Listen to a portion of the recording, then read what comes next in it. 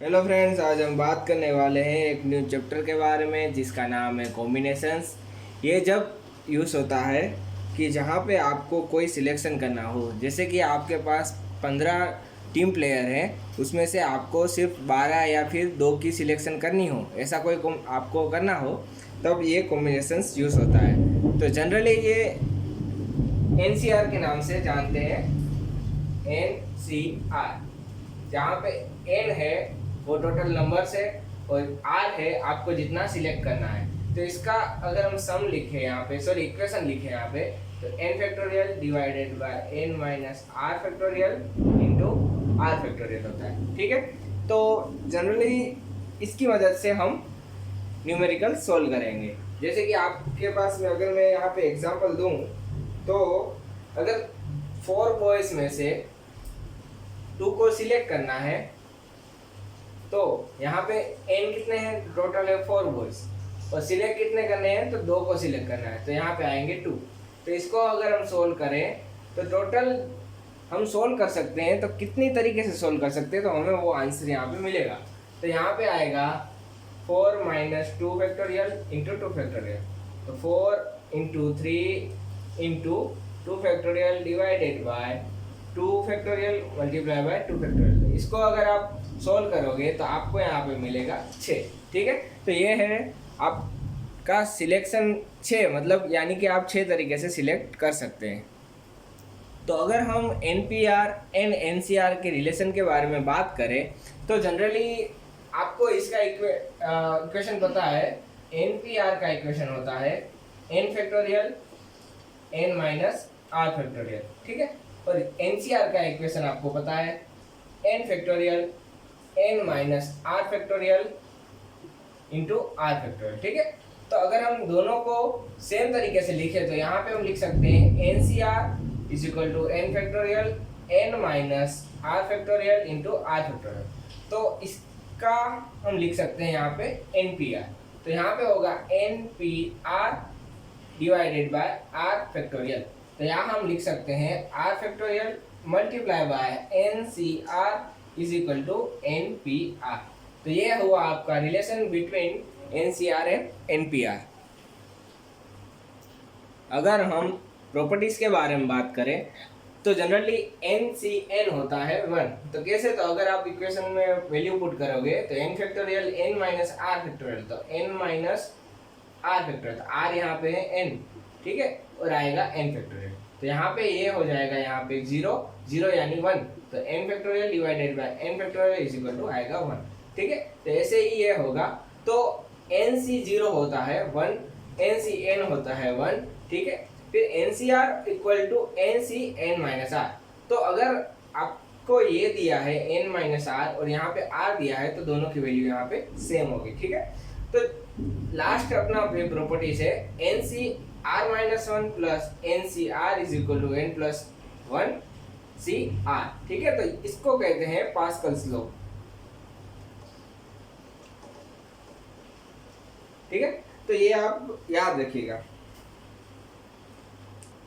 तो अगर हम यहाँ पे फॉर्मूलाज की बात करें तो जनरली फर्स्ट यहाँ पे फॉर्मूला है कि अगर आपके पास टोटल n थिंग्स है, ठीक है, उसमें से आपको r सिलेक्ट करनी है, पर p वो थिंग्स है जिसको आपको लेना ही लेना है। जैसे अगर मैं एग्जांपल के बारे में बात करूं तो टोटल हमारे पास यहाँ पे 14 प्लेयर है, ठीक है, क्रिकेट के लिए। फिर उसमें से अगर हम 2 का सिलेक्शन करते हैं या फिर हम 10 का सिलेक्शन करते हैं, तो उस 10 में 2 जो लोग हैं यहाँ पे P अगर हम 2 कर दें, यानी 2 लोग पर्टिकुलर आने ही चाहिए। ठीक है, उन 2 लोगों को लेना ही लेना है। ठीक है, तो इसका अगर हम इक्वेशन लिखें तो यहाँ पे आएगा n minus P. Total n है, उसमें से p है वो माइनस करेंगे, क्यों, क्योंकि उसको लेना ही है, इसलिए उसको हम सिलेक्शन में नहीं रखेंगे। C R minus P.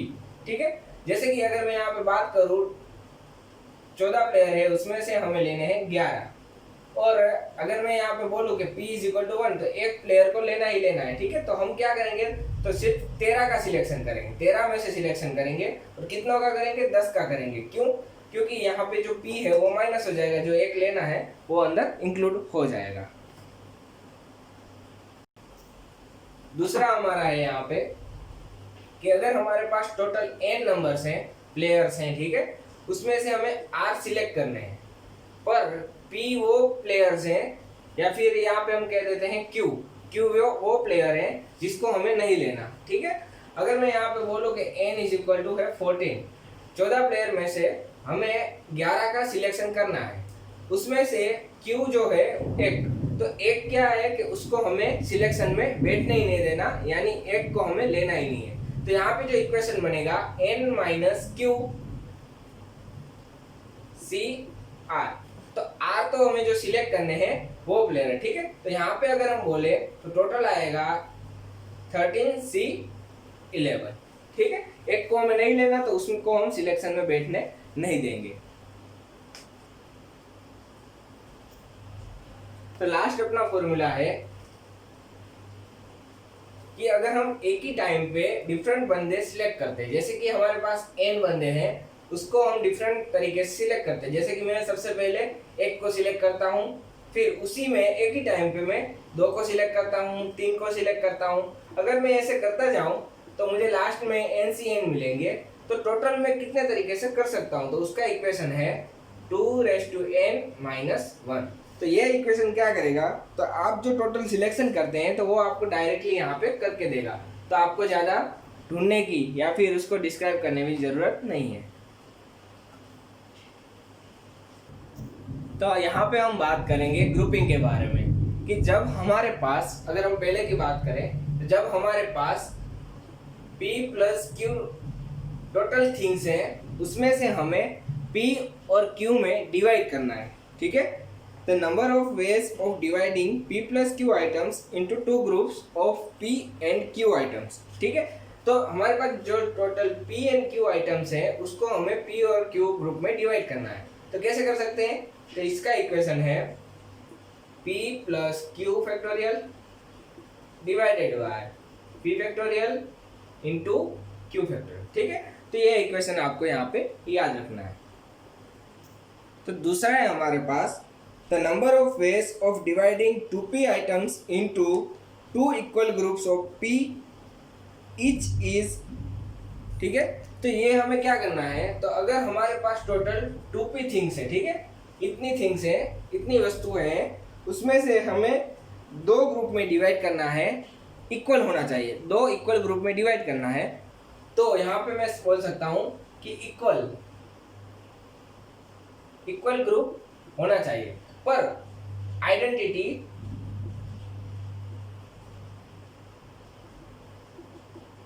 Is different, ठीक है। ग्रुप इक्वल होना चाहिए पर उसकी आइडेंटिटी डिफरेंट होनी चाहिए। तो मैं कैसे कर सकता हूं, तो यहाँ पे 2p factorial divided bye identity कैसी है, डिफरेंट है, ठीक है। तो ऐसे मैं लिख सकता हूँ p factorial into p factorial, या फिर ऐसे भी मैं लिख सकता हूँ, ठीक है। तो ये दोनों तरीके हैं यहाँ पे। अगर हम दूसरे के बारे में बात करें तो हमारे पास अगर 2p थिंग्स है टोटल, तो उसको मुझे सेम ग्रुप में या फिर ईच ग्रुप है इक्वल ग्रुप में डिवाइड करना है, ठीक है। कैसी है, तो कि इक्वल ग्रुप है, और यहाँ पे जो आइडेंटिटी है, तो यहाँ पे जो आइडेंटिटी है वो सेम आइडेंटिटी है। तो यहाँ पे अगर मैं इसका इक्वेशन लिखूं तो 2p factorial divided bye p factorial into p factorial, और यहाँ पे सेम आइडेंटिटी है इसलिए यहाँ पे आएगा 1 डिवाइडेड बाय 2 फैक्टोरियल। तो आप इसको ऐसे भी लिख सकते हैं, ठीक है। तो दोनों यहाँ पे सही है।